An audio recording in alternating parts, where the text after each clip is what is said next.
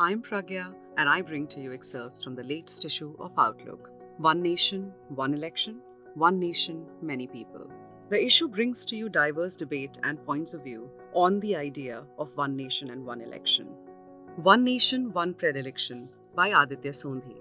He is a senior advocate with the Supreme Court of India.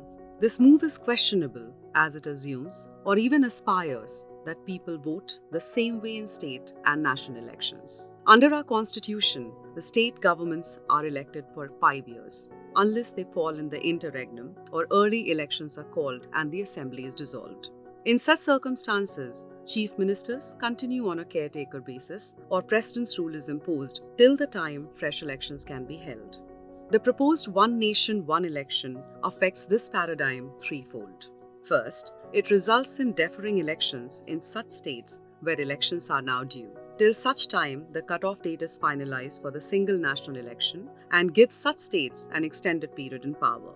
Secondly, this cuts short terms of governments in states where the 5-year period elapses after the cutoff date.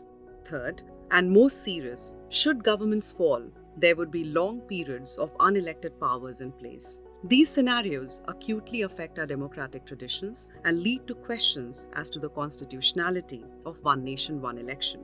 Democracy and federalism have been recognized as part of the basic structure of the Constitution, and one nation, one election must not offend either to remain valid. The proposal for one election is accompanied in time by the move to introduce uniform civil code, but skirts other pressing electoral reforms such as codifying the right to vote as a fundamental right, making political parties amenable to the Right to Information Act, introducing greater internal party democracy, reviewing the system of anonymous electoral bonds, doing away with post-poll alliances, and revisiting the first-past-the-post model. The corresponding electoral reform that is on the anvil is the Central Election Commission and Other Election Commissioners Bill 2023, which provides for the top brass of the Election Commission to be appointed on the recommendation of a 3-member selection committee with the Prime Minister and a nominated cabinet minister in majority. This necessarily raises questions as to its independence from the political influence.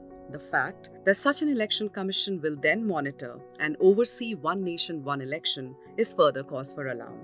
For these and more, read the current issue of Outlook.